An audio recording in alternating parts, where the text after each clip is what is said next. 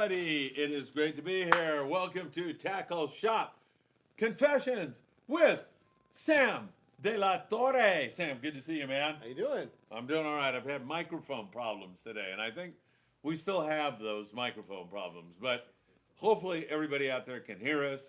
I know Steve Nyes. I thought Steve Nyes went to Penn State University, Well, but apparently, oh, that's why he was. Rooting. yeah, he's rooting against Notre Dame. But now he's a Buckeye, so Is he's that just is a that why- schmuck. Is that why you root for Notre Dame? Who, me? Yeah. No, I root for Notre Dame because Did you go there? I went to Loyola Marymount. So you didn't go to. I Notre did Dame. not. I Okay. never claimed to. But being but a Catholic Steve- school but guy. Steve would have to go there. No, he doesn't have to go there, Oh. but I'm wondering why he liked Penn State. Oh, And okay. obviously, he's rooting for the Buckeyes Yes. now. So yes. obviously, it's just he's rooting against me. Yeah. What a schmuck, Steve. That's what I say. Well, we got a great show tonight. I mean, an outstanding show. We got a delivery coming in right now. Who is this gentleman? What's your name? There you are. All right, we've got all kinds of great people coming in here. Oh, that's all right. You want my autograph? Oh, no. Shoot. I thought the first guy ever to ask me for an autograph. Turns out he's just getting a package for Sam. Anyway, Tyler Tanaka is here tonight. Tyler called me or sent me a text and said, Phil, I can make the show. Would you like me to do another one of those Tyler Tackle Tip segments? And I said, heck yeah, because it was so well received last time. Yeah. Everybody loved it. So great stuff. Looking forward to that. And you might wonder why we are facing this way. Because Sam's watching the Rams game up here. 10-3. You don't have to watch the Rams game. We'll keep you informed, man. You can do 10-3. Interception. Yeah, exactly. The Rams just picked one. Yeah. Boy. All right. So anyway, and once again, the Notre Dame Fighting Irish beat Penn State. I was convinced they were going to lose, and my friend back there, Almost did. Dan, said, "Relax. Don't worry about it, man. This is going to be easy." One blown call away. I saw that. Man, it was I brutal. saw that call right there. That was it. Which one? The one that they paid the referee to make. Hey, Chris Navarro says we're good. Oh no, he says frozen. Good evening. Hey, let us know. Give us a sound check there. By the way, did David Rosenthal ever come in and pick up the rod, or how's that going? Pick up what rod? Chuck Zimmer rod. Was he supposed to pick it up here? I don't know. Well, I don't think he's wrapped it yet. Oh, that's Yeah, right. yeah, he That's has to right. wrap it. Yeah, That's yeah, right. yeah. That's right. All right, Sam. Sam, you have some breaking news, Kinda. and yeah. we could tease it and make people hang on, or we could just be cool about it and let you break the news to our audience. Hey, drop a comment down below. How's the sound tonight, everybody? Well, I'm not really good at being cool, so it doesn't matter what we do with that department. But so the Sound news, volume is very low. The news has to do with a local rod company. Calstar Rods is going to be now run by John Cameron. So for the guys that don't know, John Cameron is always been kind of running it. He's Leon's son and Pat's son, and so he's been running it for a few years now. But they've got some investment going on now. He's going to be investing into the company quite a bit. They are going to be moving it just down the street, so it's not going anywhere. That was my biggest concern. We as far as if you're into rods, it's probably been something you've been following, is that they've been hard to get. The prices have been kind of screwy the last couple of years or last year. High? Yeah. And just kind of, they were going to do a price increase, and they did it, then they did. And so it's been definitely a little bit, tough to stay on top of them. But then also, too, the stuff was just hard to get, and so now, like I said, there's going to be some new investment. It is moving pretty quickly into a very, very, very positive direction, in which they're going to be able to, with this investment, really streamline some of the process as far as building the rods. Yeah.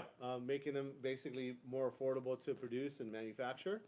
And so you're going to get the two basic, biggest differences, which is the problems that they had, was making them available to where a guy wanted to come in and get an 800H. They were out of stock all the time. And now they're going to be available. So all the different blanks and rods, 900 XLs, 900Ls, all that stuff that's been kind of almost impossible to get. I mean, you'd have to just get super lucky to get one or kind of quote unquote know somebody Yeah. to get one. Now you're going to be able to get them. So that is by far going to be the biggest benefit of this whole thing. And I think that everyone's going to be looking forward to that. But on top of it, he's going to be investing in some new machinery. So, you got to think that that stuff that they're using now has probably made more than 1 million rods, I would think, rolled on the same table, sanded on the same sander, and all that kind of stuff. And so some of that stuff was in need of repair. So besides repairing that stuff, they're going to be buying new equipment and starting up a new facility to where they're going to be able to just, be able to pump stuff out at a much more predictable rate. And then that in turn is going to bring down their cost to produce them. And so we're going to see some of that reflected. We don't really know how much that's going to be. We can't give you an idea. If you bought a rod for this much last year, how much is it going to be this year? We don't have exact figures like that. But right away, that was one of the things that after talking to them, that they said that was going to be, job number one is to get those two things in order. So that's kind of the big news. And unless you're into rods or into buying fishing rods, it's probably not something that is relevant to people. There's a lot of other rod companies out there, and it isn't like we haven't been able to sell a rod. But Calstar rods in particular have been hard to get, and now that's kind of going to go away. So it's in the process. They're still going to be receiving some of the equipment. So this is very, very in its beginning process. You know, I mean, they're still going to be building out the new facility, which is still going to be in Gardena. So all the rods are still going to be made in Gardena, but they have to build all that out and bring all that machinery and also even the materials. Like, I guess the materials is something that they're going to be able to invest in some more, I guess you could say, is easier to work with materials. I don't know the exact term. I know that they've told me a little bit about how that works, but having access to different suppliers is going to make it easier for them too to make stuff, and that's going to help also in that process. So that's kind of the big news. It's a big news to me. I'm kind of a rod geek. Our shop is kind of known for having a lot of rods available and also rod building stuff. So it affects us directly. But for any shop or anybody who's in Southern California fishing, to me, the bigger outcome of all this is that there was questions the last year or so, 2 years, is to whether the Calstar would even be around. And I think for most people, they were just kind of waiting for it to go away, to be honest. It seemed like it was on the verge of going away. And so that was kind of, to me, the biggest kind of benefit of all this is that they survived. They survived, and now, past surviving, they're going to make a go at it, and they're going to be doing what they've kind of been needing to do. And really, the only answer to their problems was to bring some of these new machines and all that kind of stuff, and they're doing it now. So it's going to be pretty exciting to see that develop. I know they're going to work as quickly as they can to try to make that happen, because when you shut down, you don't want to be out of stuff, and they want to get back up and going. So I'm not really sure how much of that they're going to document or put out there or things like that, but I'll be talking to them and seeing if that's something that maybe we can kind of go over there and check it out once they have some things in place. And that'd be great. And do something like that. We can do a podcast on that. Pretty excited myself just to see that happen, and yeah. And pretty excited to see that Calstar is gonna remain and come back stronger. And Calstar has that history here in Southern California, going back to Leon Todd. Yeah, I can remember Leon, testing rods and always hands-on about everything. And it would have kind of been, just another thing in sport fishing that went away. Yeah. And I understand your nostalgia about it. And now not only, as you say, it's not only going to survive, it sounds like they're going to move forward. Yeah.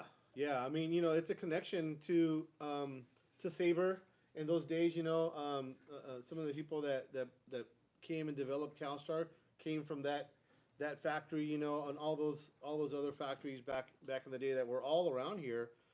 Before in the 60s and 70s, they were all here, and so that technology, we were left with Calstar basically, and that has been kind of our local rod, and not only even the technology of the rods, but even the shops that were associated with it, Yo's, the Arts, all those shops that developed a lot of even the fishing methods that we still use today. Even it doesn't seem like it, but they were the front runners of even using spectra, using hollow connections, making those types of things, targeting big fish, and really extending the capability of our rods and what we can do with them nowadays has been something that those shops had a big part in doing, and part of that was through Calstar. And so, to me, even though it wouldn't mean that we couldn't move forward without them, I'm glad to have that connection with what we've grown up with now and what we know now, and those guys are willing to bring it forward into the next era. So that's kind of the big news, and it's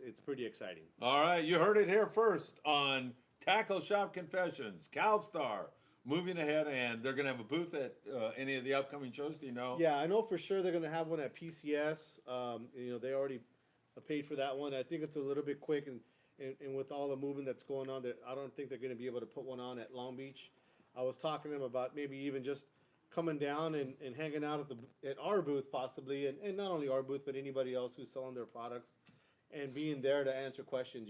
They probably don't have, especially with all the moving around, have the ability to put a booth together so quickly, because it does take a while to put a booth together. Does it? Yeah. Yeah, I wouldn't know that doing shows for 35 years. Yeah, myself. but I never had the inventory you had, though.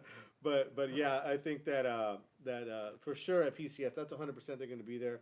I'm going to keep talking to them, trying to convince them to kind of come and hang out at the Long Beach show, even though it's kind of unofficially they're going to, they would only be there kind of hanging out, but there to answer those questions and kind of like, show that this is a real deal.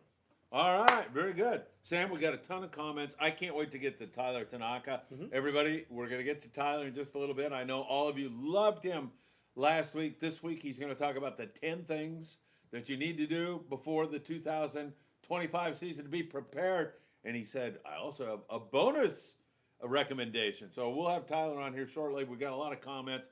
Before we get to that, I do want to talk long-range fishing because it has been phenomenal. Wow. It's just been an incredible year, the whole year. Yeah. That 8-day trip we did was catching species of fish, at least grade, that you normally don't get on an 8-day. And now we've rolled into the 16-day stuff. The Royal Polaris said on their last day of fishing the lower banks, we're too full. Yeah. Let's go up the coast and look for a yellowtail. So they have 236 wahoo on board, and they have so many yellowfin tuna. I think they're limited out on YFT. Most of it in the 120 to 160 pound class. Crazy. Yeah. Intrepid, same thing. Red Rooster 3, same thing. Independence just got down there. It's as good as it gets right now. Yeah, and I bet you that wahoo count is probably just all they want to keep. I bet you if they wanted to keep catching them, they probably could. That tuna is probably all they want to keep. Yep. I bet you they probably hooked and released cut off a whole bunch of fish already. I would have no doubt they've already, hooked and released over 100. I would think, the way the fishing is, it's pretty dang incredible. Yeah, we ran some video today of the Red Rooster 3 on a big yellowfin tuna came up to the surface, and the guy reached out, cut the line, and released it. And there's a lot of that going on right now. Another big striper in the surf here recently. Some really good barred perch fishing going on in the surf. Wayne Shimabukuro, I got his name right.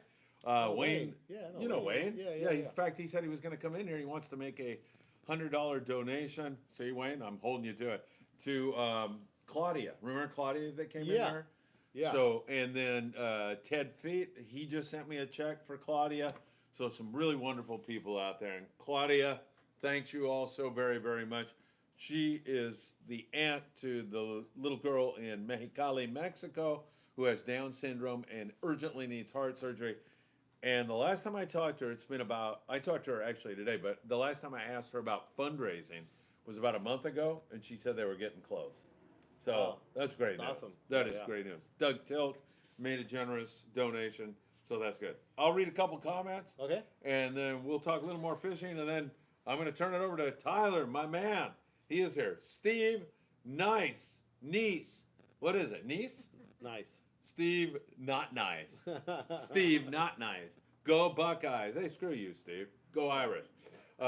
So last week, no sound. This week appears no picture. Thank you, Steve. Tyler Tanaka is letting everybody know we're a little bit late, but we're coming on. Good evening, Grandpa Phil and Sam. I am. Go Ohio State. Navarro, he was on Penn State, too. He must hate Must be an anti-Catholic or something, huh? Is that it? He's Catholic. Oh, he is? Yeah, he is. Oh, okay. Friedman Adventures says, go Irish. Yeah, that must be Mackie doing that. No. Chris Navarro says, frozen. Chris Navarro says, we're good. David Rosenthal, good evening, Phil, Sam, and the rest of the Friedman Adventures family. Man, great to see David. He's a great guy. Love him, and he won that rod from Chuck Zimmer last week. And we will have some more of those raffles in the very near future. That was way too much fun. Live free, die free. Did Michael get 6 fish? He did not. He got 5 fish on the Danny Kadota Show. The over-under on Michael today was 5. That was pretty good. Those Vegas bookies are good on setting those over and unders, man. They nail it every time. And so he ended up with 5 there. Live free, die free. Real Time says sound is good. David Rosenthal, Chuck is going to wrap it. Yeah, that's exactly what is going to happen. So that is good stuff. Chuck Zimmer, the official Friedman Adventures rod wrapper, doing great stuff. Sound is fine on my phone. Man, this mic, I like this mic now. You do? I'm okay with this. All righty. Yeah. We could take audience questions. Say something, Michael, and see if that picks you up. Loud. Hi. Oh, excellent, Michael. Don't talk too long, though, because we're trying to get done by second half so we can get to the game. And Chad Christopher says, I can hear you boys 10 by 10. Folks, you have a volume button. Turn it up. Robert Graber, good evening, Phil, Sam, Michael, Tyler, and the Friedman Adventures family. Happy Monday. Caught 2 live shows today. Woohoo! Go Irish. I love that Robert Graber. He's all right. Let's go. Touchdown, Jesus. In fact, man, Tyler sent me a video, and he's wearing a Notre Dame jersey. I love that, man. Jersey. I got that, man. That's a great one. So, anyway, I was online buying hats for my wife and everybody else. Ruth from Costa Rica, big Notre Dame fan. She's like, she doesn't even get football, but Yeah. all right, so good stuff. Chris Navarro, Sam, I'm going to have a heavy jig stick wrap. I'm thinking of wrapping it with the Notre Dame logo. Is there anything you can do for me? I'm thinking Calstar BTG 90J. Okay, I can live with that. Or I can live with this too. GF 90H, both 30 to 60 pound. Which blank would you use for throwing poppers for the Notre Dame Fighting Irish for bluefin tuna? Well, those fish are usually really small, so you can use anything. But no, Chris, as far as for that BTG 90J, that's the one that's one of the ones that I have, and I actually use it down at Cedros quite a bit, especially if I'm going to be throwing bigger jigs and thinking I'm going to be catching bigger fish. That GF90J, I think that H is supposed to be a J, but that GF90J, thinner wall, super lightweight, so it's comfortable, but not quite as, doesn't have as much backbone as that BTG. So definitely for what you're trying to do, especially with that tuna, you don't know if you're going to hook a 20-pounder or a 120-pounder. I would opt for the heavier rod. All right, good stuff. Very, very good. Chad Christopher sends $20 for SoCal Fire Help. Let's see how much more money to help those in need. These Tackle Shop Confession boys don't need wings tonight. There you are, Sam. I'll get my It's own all wings. going. And Chad, I'm not positive on this yet because I'm working on this right now. I'm going to try to divert some of our clothing if Oh, there's yeah. a need from Mexico There you go. down to the fire stuff. So I reached out to a couple guys to see if there's a need for clothing or medical stuff that we have. And as soon as that happens, we're going to rent a U-Haul and shoot it down to the Rose Bowl or wherever. So thank you, Chad. And yeah, we actually, I try to start out all my morning briefings by letting everybody know that we're thinking about those people, and definitely we are. You had a person that came in here, Yeah. client lost their house. Yeah, they did. There's so many of these stories going on. Yeah, well, obviously, I mean, there was, it's pretty devastating up there, I mean, so it's kind of crazy, really, if you think about just how big an area was affected, I mean, Huge. it's and they're still being affected. It's not over because it's now not we got over. Santa Ana winds. Yeah, coming in tomorrow, Yep. I guess, right? So that might mess things up again, but man, it's pretty dang incredible. Yeah, Chris Navarro says, awesome, Chad. Tony Gonzalez, good evening, guys. First of all, I want to send my prayers for every victim of the fires. Tony, you are the man. Thank you so much for the reminder to us also to do that. Question to Sam. With all of the speed, slow jigging, picking track here, do you think yo-yo jigs will become thing of the past. No, definitely not. You know, I mean, it's I guess it's anything's possible, but you know, the guys that are doing that kind of fishing, a lot of it is going to be for tuna fishing. You know, as far as yo-yo fishing, you know, that's mostly a yellowtail thing. And as of now, the percentage of guys that are using any of these jigging methods, whether it's speed jigging or slow jigging, targeting yellowtail is still a pretty small percentage. You know, so if it's making an impact at all, I mean, you know, at the rate that it's going, it would take 100 years for it to overtake it. So I don't really foresee that happening anytime soon, at least. You know, the yo-yo jig is so effective in so many different areas. I just can't see it being something that would be, you know, in danger of going away for sure. All right, very good. Chris Navarro says Sam, Tyler, Phil, like Stone Temple Pilots. STP. Rock stars now, huh? Man, we're reaching all kinds of lows here. Dan, will you stop? Hey, did that microphone pick up his sneeze? I'd be curious.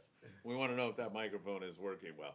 Why don't we get Tyler to knock on here? I'll get out, or you're going to get out too? You're going to let Tyler take over? No, maybe I'll hang out. Sam should answer. Sam can stay, Yeah. and I get to leave. I like that. We'll get the wings. Yeah, I could do that. But we want to go over there. Yeah, no, we'll go over there. Tyler Tanaka, everybody. I'm starving. He's a great guy. Yeah. Tyler's starving. You know what? Well, if you're starving, you better go through these like fast. Maybe it's instead of 10, make it 5. Tyler Tanaka, everybody, joining the Friedman Adventures Tackle Shop Confession team once again. Yeah. Turn it over to you, my friend. Good evening, everybody. Sam, good to see you. Yeah, man. Nice Good to seeing see you. you. Yeah, I am tired. I was on a 5 a.m. flight from Tennessee this morning, so Jeez. I was up at 3 a.m. Yeah, so Wowzers. Looking forward to wings. Yeah, I bet. okay. Well, so Phil asked me to put together a list of topics to talk about, and one of them I thought, since it's January, what if we just talked about 10 things that people should do before their first trip of 2025?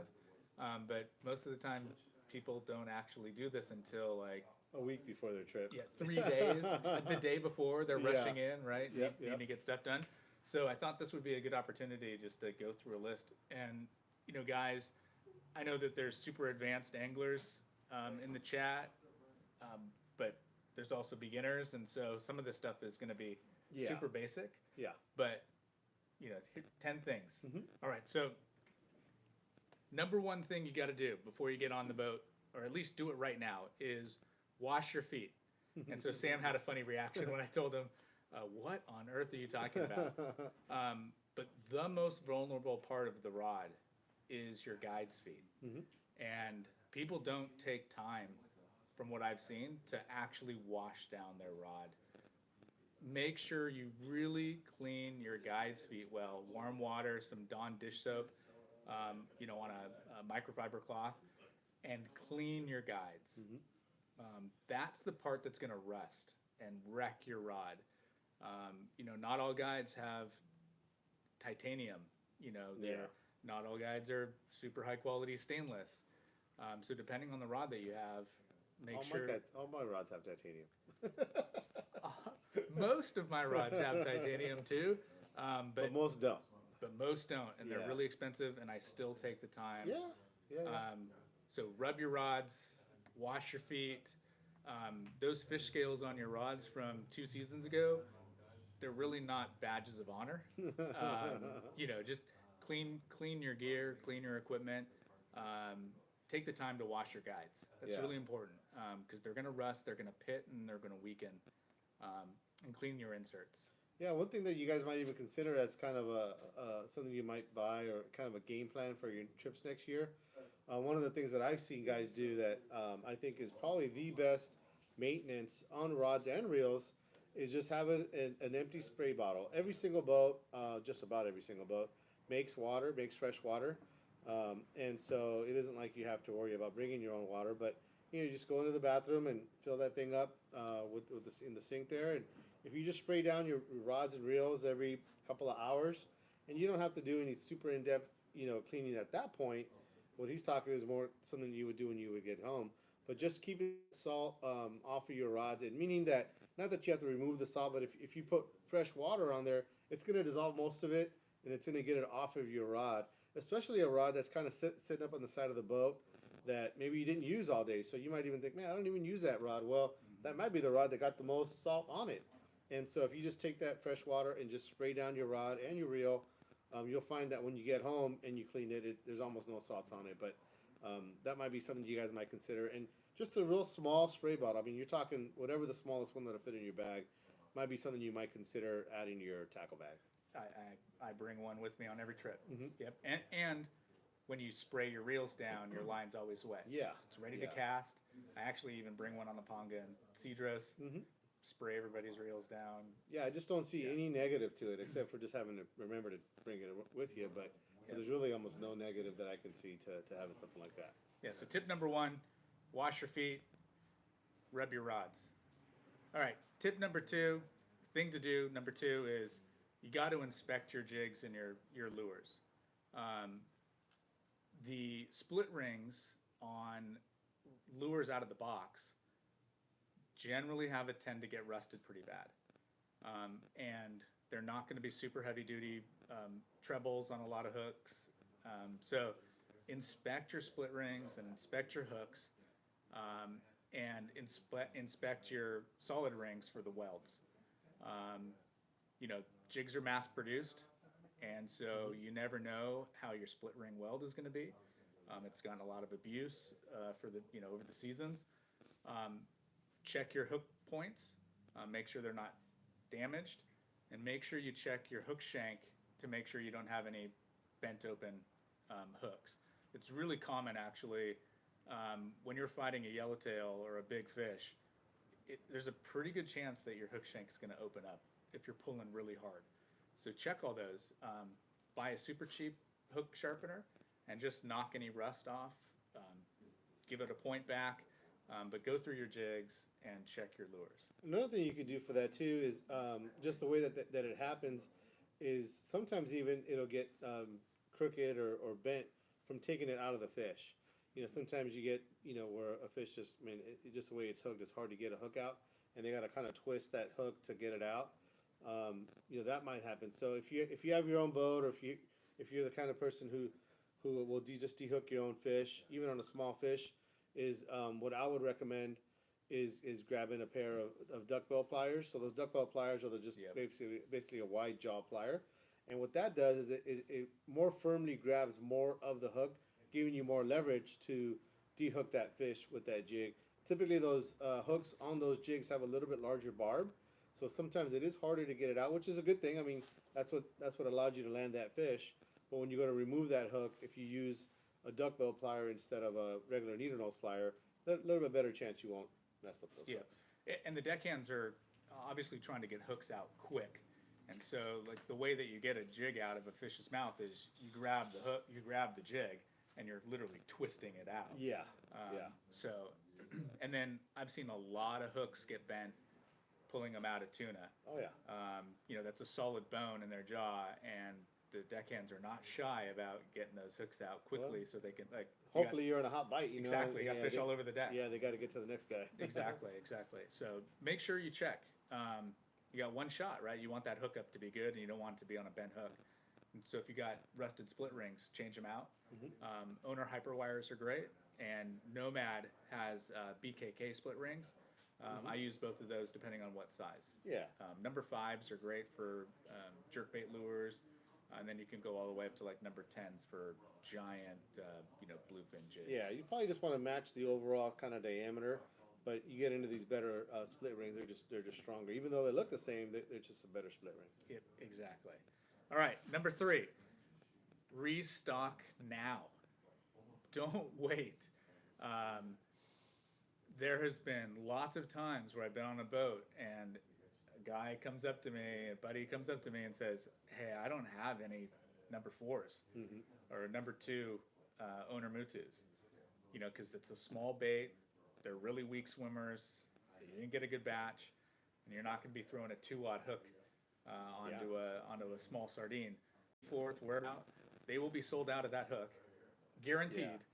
The day that you're going out. Oh, for sure. So restock now, and you know what jigs work, and you know what your confidence lures are. So just take the time to go in, visit a store, find that red polka dot glow, mustad rip roller that you caught all your fish on that got bent as it was hanging over the rail. But restock now. Again, if you wait, they're going to be out of stock, and they're not going to have the things that you need. Same thing, lead, hooks, replace that surface iron that you wanted to replace. So don't wait until your trip. Yeah. And that's something you can do coming up here. We got the shows, Long Beach show, Bart Hall show's coming up here at the end of the month. Go through your tackle bag and make a list. And, if you're unsure, you can bring it into the shop, and let's just say that you have your hooks in a box and you took them all out of the package and you're not sure what size you are missing. Come into the shop with your tackle box, or maybe even a couple of hooks inside a little baggie of some sort, and you can kind of you can test size them that way, and size them up, see what you're going to get. But, they got the shows coming up. There's really no reason to not go. You can take advantage of the different deals that are going to be offered and get stocked up. One of the other things you might consider this coming year, even though the size 4s were a key size, that was really more of a sardine hook. I know that currently, even at San Diego, they are getting more anchovy. Yeah, they're out of sardines right now. Yeah, and so this anchovy thing, we don't know. It's happened before that we've gone through to where it'll be straight anchovy for a month, and then the sardines come back. But you just never know. So you guys might consider getting some other lighter wire, smaller size hooks, get into some of those mustad 9174s, and maybe a 4 or a 2. That it's the same size on the package, but it's a much smaller hook. If you look at the hooks there, you'll see that they are different. So one of the things that maybe we haven't had to deal with is going even smaller, especially for local fishing. You might consider even getting some smaller hooks for next year. Yeah, I really like the Gamakatsu Nautilus. That's a really thin wire, but it seems super strong. So highly recommend the Gamakatsu if you have to go down. Yeah, and Mission Bay and San Diego are both out of sardines the last 3 days. Yeah. So you don't know what kind of bait you're gonna have to go out with. So it's something that might come around. So just as you go to the show or come into the shop, that might be something you might want to add. Just a couple packs of some even smaller hooks. Yeah, and the other benefit is for your wallet, because if you wait, you're going to be paying the highest price at the landing, and those are not cheap items there. Well, and they may not have them. Exactly. That's really, you don't want to be out there without them. And you can use the shows, make a list now, be prepared, and then you can get super deals when you go to the shows, which is awesome. And you'll have them. I mean, that's really the main deal is, at that point, when you get to the boat, you get to the landing, and you need to buy something, they don't have it, you'll pay anything. That's right. So if you just have it, that's the real value, is just having it. Yep. All right, number 4, show your reels some love. So I have 4 service tickets here. I just dropped off 4 reels to be serviced here. They're already done. That'd be awesome. But when you start to have that skipping in your drag, or a little bit grinding and a little bit doesn't free spool as well as, oh gosh, this isn't like how I bought it. It's time. I mean, I try to service my reels every season. That's hard and it's expensive, but I've also fished the what off of my reels this year. Yeah, you did. Yeah, certain reels, I'm sure. Even more. Like my Trinidad 20s. Yeah, 3 trips to Cedros, lots of full day trips. Throwing jigs at bluefin on 3-day trips. So get your reels serviced. It's worth every penny. Oh, for sure. Yeah, to go through that, because my motto is buy once, cry once, or buy nice, not twice, right? As another friend of ours says. And so if you maintain your gear, it's going to take care of you when it counts and when it matters. And also, too, you do it now when it's not so busy. We can turn it around pretty quick. I mean, Peter Chang, that does our service here, he's pretty fast. He's pretty dedicated and tries to stay on top of it. We hardly ever get too far behind. Typically, we're about a week at the longest, to be honest with you. Sometimes he gets them done even faster. And if you do come to that point and it's June and your trip's in a week or something like that, sometimes he'll make the exception and maybe kind of cut the line depending on what we got ahead of us. But you don't want to count on that. There are times where maybe he wants to go fishing and maybe he's caught up and then he goes fishing and you come down and we can't get it done right away or something like that. So do it right now. The turnaround is pretty quick, and I still think it's reasonable. I mean, what we charge, I think, is at least very similar to what most shops charge. So, go to your local shop, and I'm pretty sure it's going to be about the same price. We charge $35 plus parts, which is, I think, what most shops charge. Right in there, like $25 to $45. But definitely well worth it because, we're all busy, working hard, and sometimes you don't really look at your tackle until like the day before you're leaving because you're getting your stuff together, or maybe you go to the tackle shop and buy a couple hooks and some fluorocarbon, but you forget about your reels. That's a real common thing. If you do it once a year, you're almost guaranteed you're going to be fine every time and don't have to really worry about doing it again until the next off season. But do it now, and you'll be happy the rest of the year. Yep. All right, number 5. This is, of course, a no-brainer, but you got to change your line. You got to put on fresh line. It is the only connection between your fishing device and the fish. And people will often say, well, I just put on fresh line last season. It's good, right? Mm-hmm. And it's not that certain sections are good. It's usually the line that's buried down when you had a backlash, or it got pinched, or it got nicked or frayed because somebody dragged their line across your line when you had 100 yards out. Mm-hmm. It's not that last 20 feet that you feel and you're like, oh no, this line's still good. It's like, no, it's the line that's buried underneath that's going to be out when you're hooked up on your personal best, right? Yeah. And generally, when I've had a line failure, it's generally been because there was a problem with the line, not at the knot. Yeah. Because I inspected that, and it was good line. It was line that was 50 yards back. exactly 50 yards out.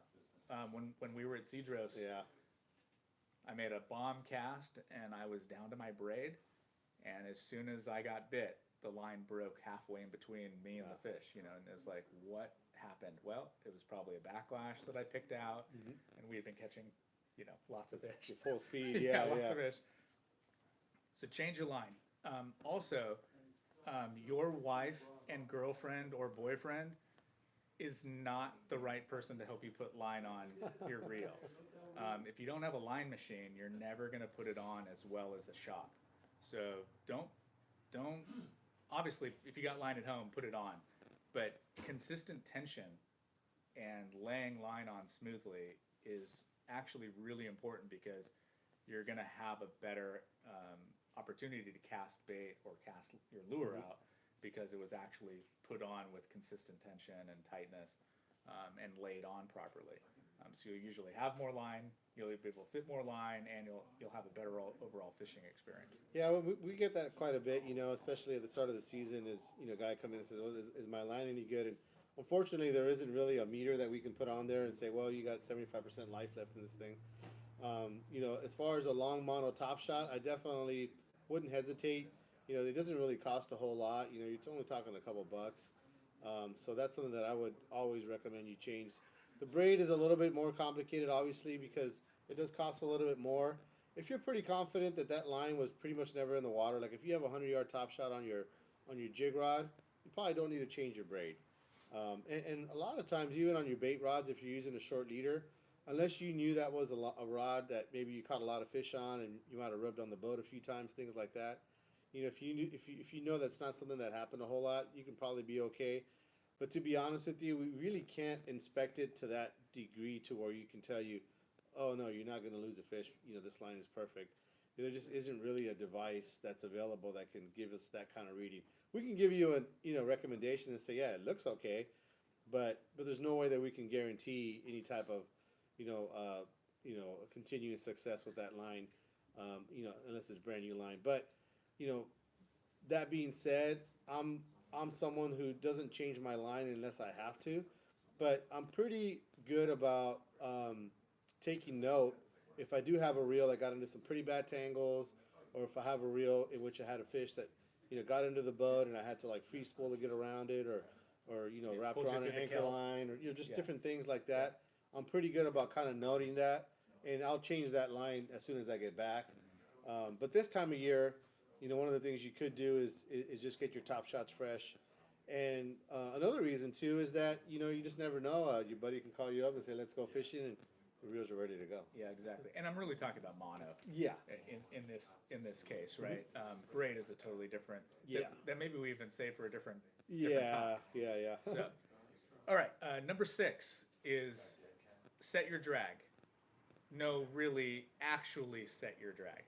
Not feels good, but when you're getting line on at a shop, ask the shop to, hey, can you help me set my drag?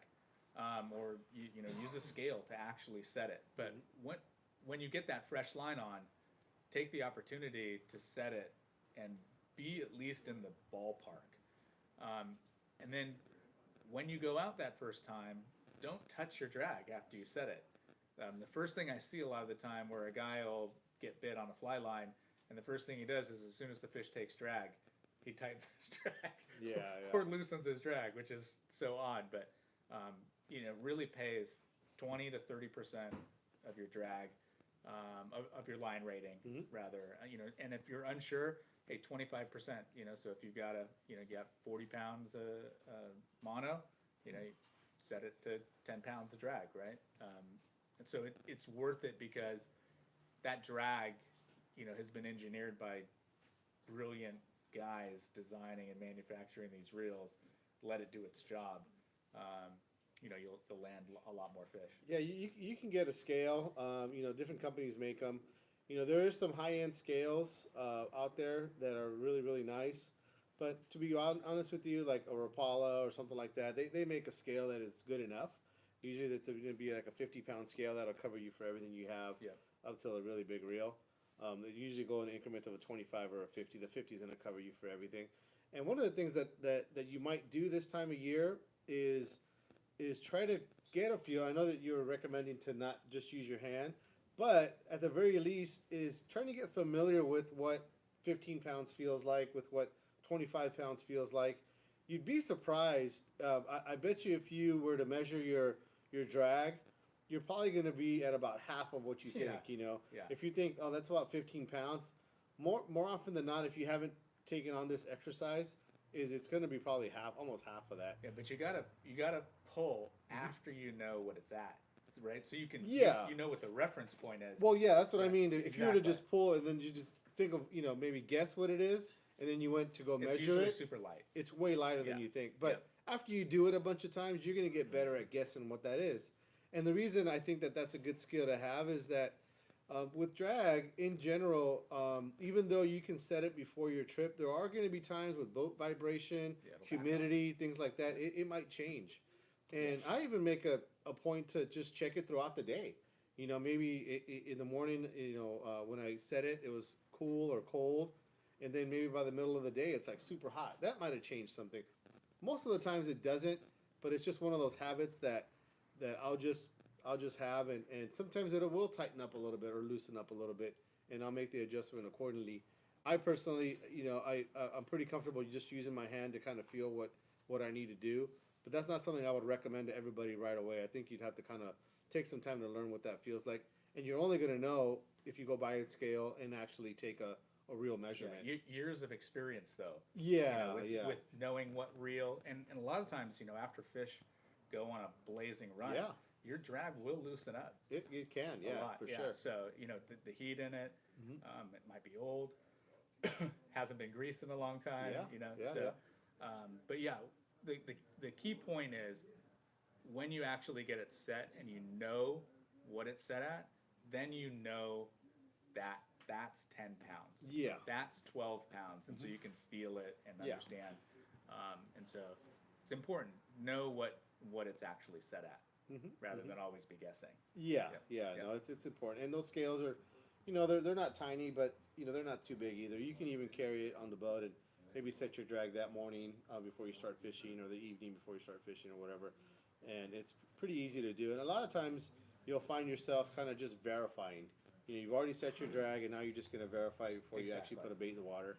And it's pretty quick. Once you have the scale, it's pretty dang quick. Exactly. All right, number 7. Again, this is a no-brainer, but nobody seems to ever do it. And that's it's wintertime, you're watching Tackle Shop Confessions, you're watching other Friedman podcasts, practice tying your knot. Yeah. Just, hey, while you're sitting there at home, practice whatever knot it is. I know you're a fan of like the trilene knot, right? No, just a regular clinch knot. Clinch knot. Yeah, improved clinch knot. Yeah, exactly.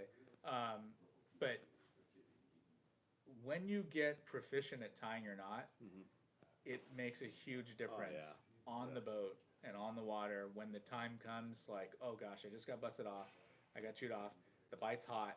If you're not tying a good knot, the chances of you throwing back out and then having a bust off again is super high. Yeah. Yeah. Because you're in a rush, you're panicked, you don't want to miss out on the boat, on the bite right then. Everybody's hooked up around you. You haven't caught one yet.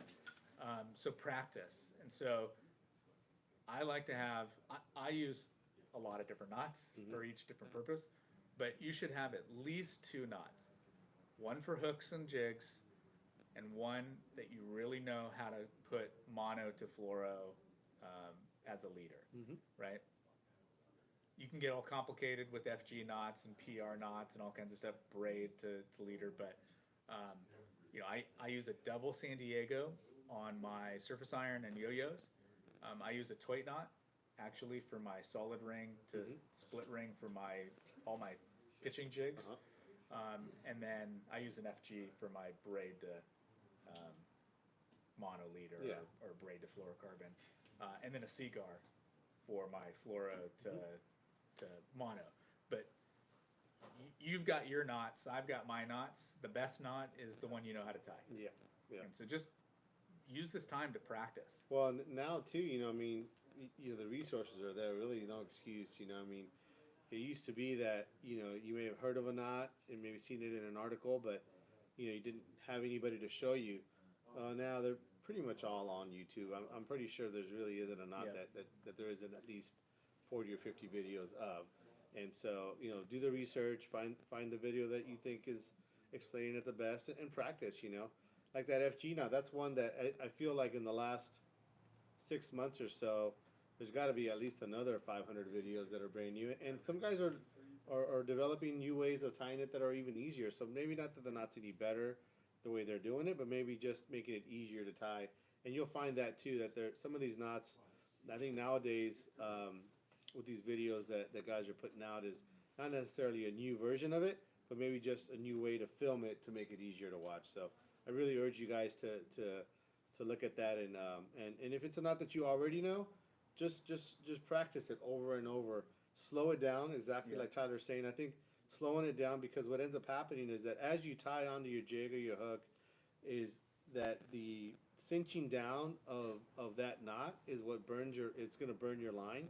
And so if you can slow that down, it'll create a lot less heat and won't damage your line as much, making your knot stronger. So even that alone is that if you get better with just your hand motion of tying that knot, you're going to find that you can slow it down, but yet still do it efficiently and have a stronger knot in the end.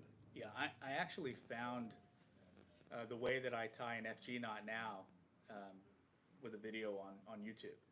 And he taught me a new way that I can actually just form a triangle in my hand, and I can actually tie the FG like this on a rocking boat. Yeah, yeah. So I don't have to have 3 legs and an arm and a rod tip. I literally can just take my braid and figure it out. So there's some, some cool videos. Yeah, out there. and you're always learning. Yeah. The other thing about knots too is that the most common thing that I've seen that's a real problem is if you use a double loop through your knot, through your hook eye or lure eye, a lot of the times you'll cross the double. And so when you cinch it down, you're actually cinching it down on top of each other, and really the first big run that the fish is going to make, it's going to cut into itself. Yeah. So that's a super common problem, and even we'll get into a rush, and I won't have checked. Yeah. Or so, you think it looks good as it's going, and then somehow or another it just jumps over, and you're just like, man, I think it was fine, and then you cinch it down, and it's not flying. So I was telling one of the ideas that I thought we could do for a later tackle tips is actually talking about knots and what could be used. So All right, number 8. Again, this is like Yeah. super simple, but just go make some practice casts. Go to a freshwater lake. Nothing wrong with throwing your, surface irons at whatever local lake or pond or city lake, or just go down to the docks and cast. But really get in your practice. It used to be where my practice, because I live out of state, was the first time I showed up on the boat. Yeah. Yeah, And- but you live so far away. I mean, you didn't have that option. Exactly. really. Yeah. Like I can't use my 10-foot jig sticks because I can't get them home. Yeah. So I have a Reggie. You have a set here and a set there. I know. Yeah, for throwing like catching striper Yeah. on my on a jig stick. But yeah, this is super simple. We don't have to spend a lot of time talking about this, but get familiar with your gear, play around with your spool tension, understand how far you can cast so that you don't get a backlash. And then the other thing is practice casting really, really light, because eventually we're going to have anchovies, and you're going to be expected to pitch out a quarter-ounce anchovy, and it ends up being 8 feet in front of you. Yeah. Versus, And casting is one of those things. It's like, I guess, like a lot of other things is, you just can't beat repetition. For as many things out there that you can see a video, that's just one of those things.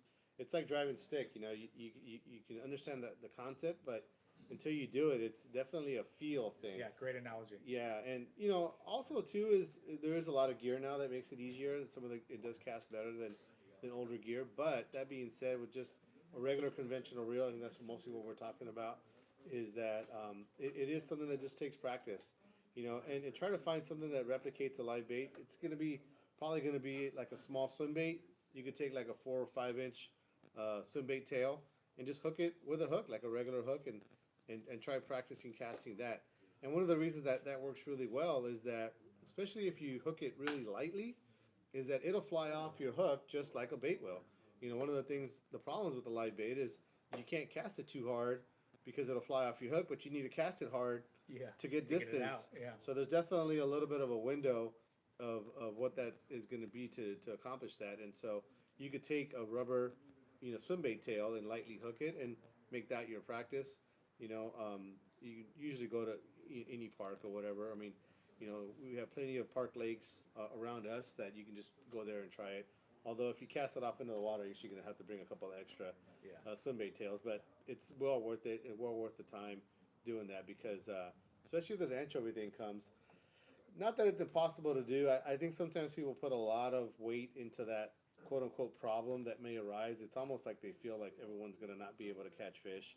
The tackle that we have nowadays is a lot better. But that being said, it's a different motion and it's a different release point, and it would be something that I would recommend people practice. And it's easy to do.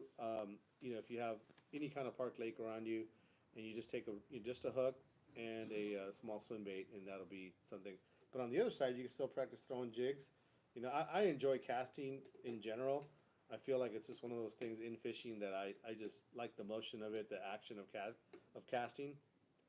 So it's something that I do a lot when I go fishing, but it's something that's hard to do and get better at unless you just do it a lot. So if you have the time, do it now.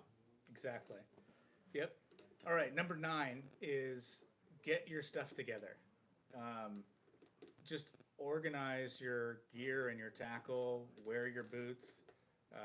Do you use gloves? Where are your tools at? Are they rusted? Are they seized shut? Just get your gear together. Go get a plastic tub or a Home Depot. I use these clear bins. And so one is with my clothes, one is tackle, and one is gear that I need to figure out how to pack together.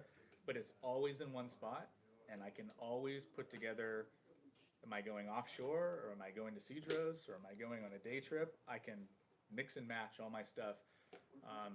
Because for me, I take packing really serious because I have to get on a plane. And so it's really hard to make sure that I've got all my gear. But, oil your pliers, set them aside, get all your stuff together. And then that goes right into number 10. Or did you have anything to add to that? So one of the things that I would recommend, and actually I feel like this is something that people just do a lot, is that they'll buy some new tackle trays. So a lot of times your tackle bag, you buy it, your tackle box, it'll come with some sort of tackle trays, and you'll use them, and they work pretty good.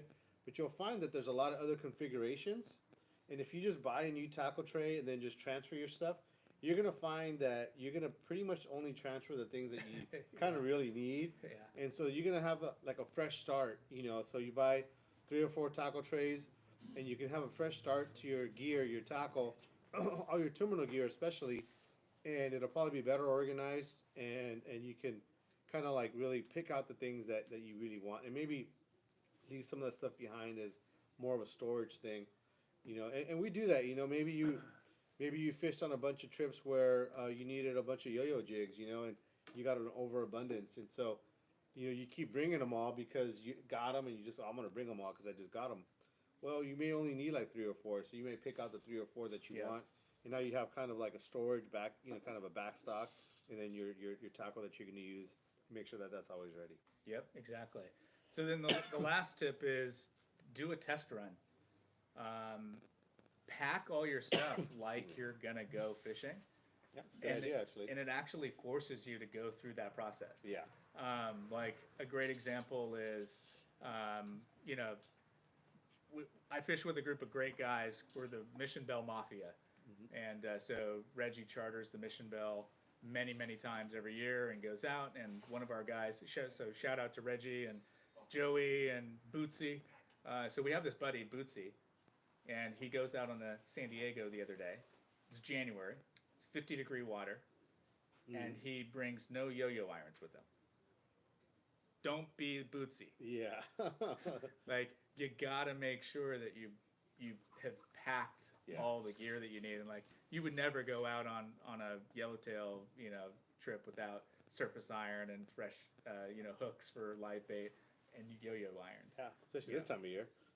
Exactly right. So do a dry run and pack all your gear and be ready so that you've got everything to go. And then you can adjust small little things without ever forgetting major items. Yeah. Find your rod wraps and all the little things that you're like, oh gosh, I would have had a bad day on the water. Your water bottle, right? Yeah. Yeah, So all that little stuff, just kind of make sure it's all in one place, like you're saying. Exactly. Yeah, And then, because what's going to end up happening is you get home from work, you think you have it all together, and now you're pulling your hair out and kind of stressed out about not having your stuff together when you really need it. exactly. And then I really loved what Sam said. When you combine that with, you never know how the bite's going to go. So the bite could be hot tomorrow, and you're ready to go. And you're going to have a good day on the water because you've gone through that process. And then one last little bonus tip is create a get better list. And what I mean by that is take time to think about your fishing trip last season or the year before, or the last time that you got to go out, and think about something that would have made your trip more successful and fix it. Like, do something about it. So as an example for me is on one of the bluefin trips that I went out on, I was not ready with a sinker rig when I needed a sinker rig. I thought I was ready, but I didn't have it rigged up right to do a sinker rig.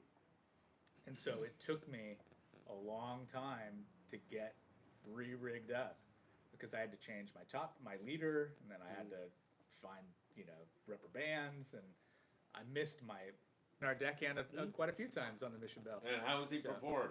He Magnificently. He was great. Yep. And also, if it's okay, Phil, so we go to Cedros as the Mission Bell Mafia, and Reggie actually has 3 trips chartered this year with Rosie at Cedros Sportfishing. And so if you're interested in going with us and fishing with us at Cedros, Did it freeze? No, it's good. we've got openings to be able to go. So June, July, and the last trip of the year in October. For Cedros? For Cedros, yeah. So if anybody wants to go fishing with us at Cedros, we'd love to have you join us. Open invitation. Reggie said that he's looking for some spots still. So there's some availability to go fishing with us with Rosie at Cedros Sport Fishing. So, yeah. Cool. Any Very good. any questions that came through? Worth Fantastic presentation. I don't know. see, Are there any questions? This has been making them in a couple different colors, and well, is it over? Did you No, just cut it off? it just reconnected again. I don't know what's going on. I think it's over. It's up. You sure? Yeah. Okay. Yeah, there's your It did, All right. it did freeze. Yeah. Yeah. So as far We're as gonna have to end this broadcast when I Yeah. get back. as far as yo-yo jigs, for sure. What was the next question? I just had to restart it here. What deckhand is the best on the Mission Bell? Steve Let's go to Byrne the next one here. says the best tool to take off scales on your rod handle is the side of a popsicle stick.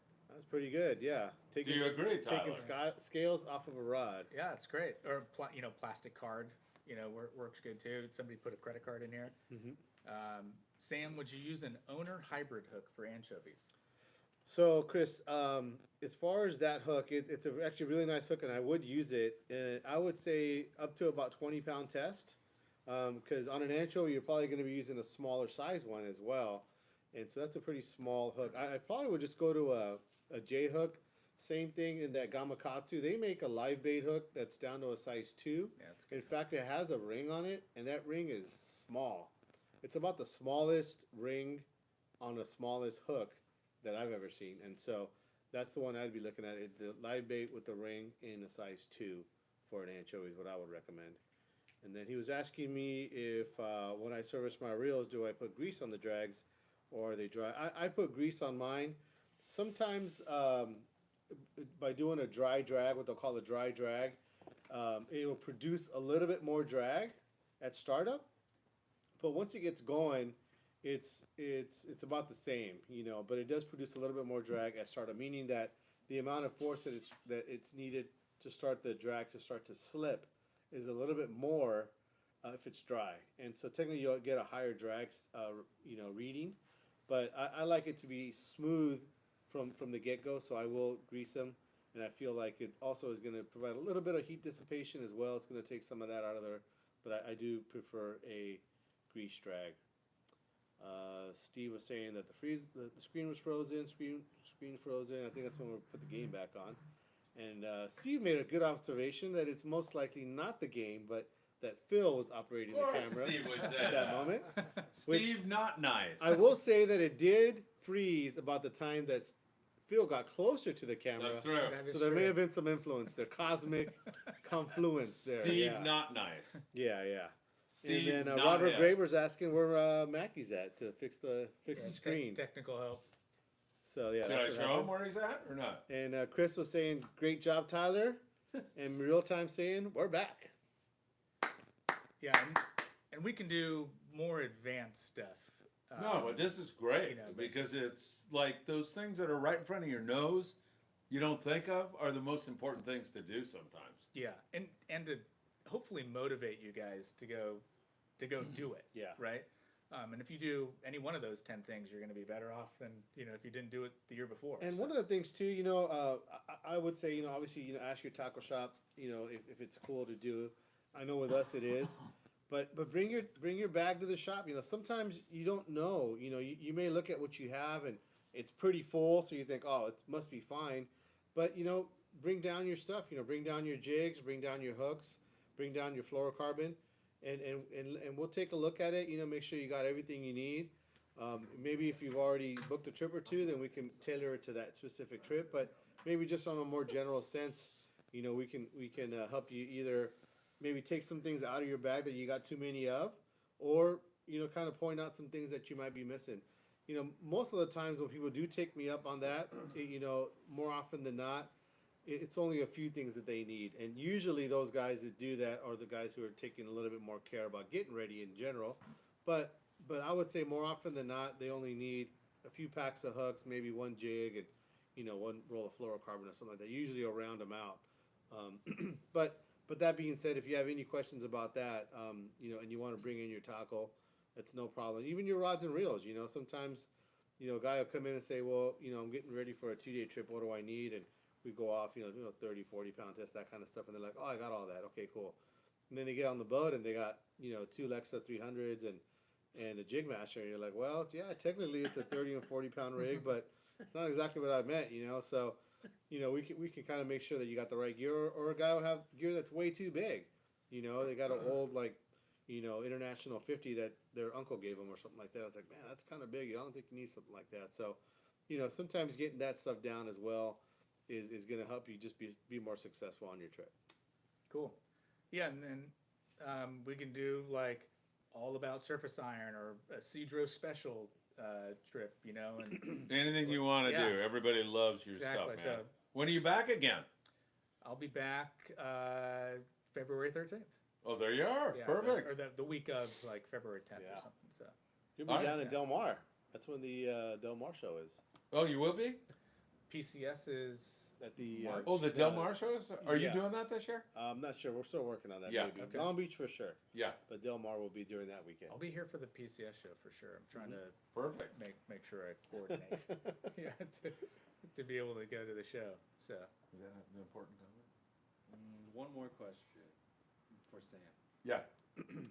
Sam, what are your thoughts on the iRod Kaimana. Kaimana series? The Also, iRod Kaimana series. Also, what iRod jig stick would you match up with Alexa 400 for throwing irons and poppers? So that Kaimana series is pretty popular, especially in the inshore market. They do make a really nice rod. It's kind of similar, kind of in between, I would say, or similar to most of the other brands. You know, whether it's Daiwa or Phoenix or something like that. But they do a pretty good job. It's a really, really nice rod. The ones that we've sold, we haven't had any problems with. One of the things I like about them is they do kind of have a proprietary reel seat that I feel has a finish to it that's kind of cool. But other than that, it's not a whole lot different than what's out there in other brands. But it's a very, very nice rod. As far as their jig rods, I don't think they make too many different ones, but I do know that they do make, I think, one or two only that are rated in that like 20 to 50, I believe, or 30 to 50 or something like that.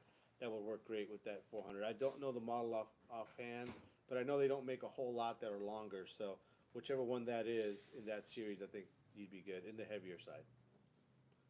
And Chris just out of here. He said, "Wow, the show's really great without." Well, we won't say the rest. I'm not even going to get on again tonight. You boys are going to take us out. well, any think we're good, feedback yeah. or topics too, you know, please share any suggestions or criticisms. Totally open. Put them in the comments. Yeah, leave them in the comments. Yeah, leave a comment. I love talking about fishing, Yeah. and I love to fish. This was a topic of conversation. We got a little text thread going with a group of guys, and it was like anything you can share to just help people catch more fish. Yeah. You know, exactly. it's like No, you're great, Tyler. I love Good that. stuff. You know, so I this think is we have one more question or comment. Yep. Dujong, right? Yep. Hi, Sam and Tyler. Cedros fishing in August for surface iron fishings and calico bass. What setup do you recommend for a beginner who does not have the skill in casting a conventional reel? yeah. Well, if there's a place for beginners at Cedros, For sure. because you're guaranteed Hooking success. fish. Yeah, for sure. Yeah, so the good thing is it doesn't matter what you have, just you're gonna have a great time fishing when you're there. So go in confidence with whatever you have. There are a couple of things I would add to that. You really shouldn't be going to try to catch yellowtail on anything smaller than like a Tranx 400 or Alexa 400 size with a large handle. Don't take bass gear down there to catch yellowtail. But it is the calico capital of the world. Some people love fishing calicos. Some people don't. Screw the calicos. I could care less about catching calicos. Although if that was all that there was to catch, I would love it. But I go to Cedros obviously for the yellowtail. So what I take to Cedros for calicos and inshore species is I have a Seeker 807, which is an 8-foot, 15 to 20 pound rod basically. I throw a Tranx 400 with 30-pound braid, and I use 30-pound fluoro because you're dragging through the kelp. And those calicos fight hard, and they'll take you straight into the kelp. So That's my preferred. If I was throwing like a lighter rod, I also have a Seeker SSR 80, which is awesome. I can take my Tranx 400 and throw that on that, or a Tranx 500. And then you should just throw small jigs if you want to catch calicos, like Tatty A2s, swim baits are great with 1 ounce. I recommend throwing no smaller than a 1 ounce lead head because it's just super versatile with like a 5-inch or 7-inch plastic. But any bait casting that's similar size to a Tranx 400, Komodo, Lexa 400s are great. The new Lexa 500 is really awesome and a good price point. Just make sure you're taking a rod with enough backbone that if you're throwing for calicos and you do get a yellowtail, you're not going to get spooled, and you have enough to actually turn its head and get it to the boat. So couple of tips there. Yeah, I mean, I for sure would recommend those Lexas. That Lexa 400 and 500, I think, if you had a set of those, you'd be really good shape. And don't overlook taking a spinning rod. I mean, I have a 6,000 size Saltus MQ that I've taken down there, and I've taken on my long range trip, caught a lot of nice fish on, and that would work fine as well. Your rods are still going to probably want to be on the little bit longer side. It doesn't have to be a 10-foot rod. But an 8-foot rod, something ready like a 20 to 50, 30 to 60, with either of those reels is going to work just fine. So if you want to completely eliminate a conventional style reel, a spinning reel like a Saltus MQ 6000 would be more than plenty. And you could do that, maybe even a 4,000 size for the calico bass, but even that 6,000 would work even for calico and yellowtail fishing. And that's what I would recommend as far as the sizing of the reel. But don't overlook those Lexas. Those Lexas, if you just turn up that the cast control on it, it's pretty hard to backlash. And the other part about Cedros that's really nice is that because you are in a panga, casting far, like maybe how you may have seen on a sport boat, you see a guy up in the bow and they're just doing these super long casts. Not that they're going to hurt you at Cedros. I mean, it doesn't mean that you can't do that, but it definitely isn't as necessary. A lot of times those fish are biting right next to the boat, literally 20, 30 feet away from the boat. And so if you can make a 40 or 50-foot cast, which may sound like a lot, but it's not too bad on one of those reels, I think you'll be more than fine, and you're going to catch more yellowtail than you think. So that's the approach that I would take. Yeah, and there's been lots of beginners, too, that go down there and throw spinning gear just fine. Mm-hmm. So just, you'll have braid and have a mono top shot. But as long as you're throwing somewhere around 40-pound mono, on a leader, you'll be just fine. And Sam's right. The advantage about going to Cedros is that the panga gets you so close to the fish. And so even if you don't have to cast service iron very far or lures very far, you can also throw 6X juniors, like a small yo-yo iron, which is a huge advantage. So if you're a beginner, a lot of the problems with casting is trying to cast light lures. Mm-hmm. But if you throw a yo-yo iron or a small yo-yo, a heavy iron, you have the advantage of having more control, I guess, over the lure, right? You have the weight to help you out. Yeah. So that's also a small tip on the Cedros side. And then Christian Navarro says he loves you. I love you too, Chris. And he also put in $20. He says we got to go get some wings because he's starting to smell Michael's boots. Damn, Chris, you're number one, man. Thank you, Chris. And to answer Chris's question, what jig stick rigs did he take to Cedros? That pretty sure you have the gear and you're doing your best to go this year. I think it would be great if we did a Cedros special show, if that or session where we can like talk about what to pack, what to bring, tips for the lodge, what you need to know if you're actually planning to go to Cedros. Let's definitely do that. And I also have a 4-page PDF that I made with if I was going to Cedros for the first time, it's everything I would want to know as a first timer. And so I've shared that with other guys going down there, and it lists everything out, like, is the water safe, what to pack, like what clothes to take, what's going on with the lodge, non-fishing stuff, and a whole bunch of what to take. So Cool. All right, Alrighty. boys. Do you want me to come out there and Yeah, end this, or come you on guys out. want to end it? Come on out. Are you sure? Yeah, I'm positive. Don't move, Tyler. You can stay right there because we all have microphones. Great job, man. Fantastic. That was fun. Love it, Sam. Yeah, man. All you folks out there, these two great guys gave me a break tonight, and it was an awesome show. Really Yeah, great good. stuff. All right, morning briefing tomorrow morning, bright and early. Tyler Tanaka, Sam De La Torre, yours truly. Always good to be with you all. Hit that like button before you go bye-bye, and we'll see you again tomorrow morning on the morning briefing. Thanks for being here, everybody. Great job, Tyler.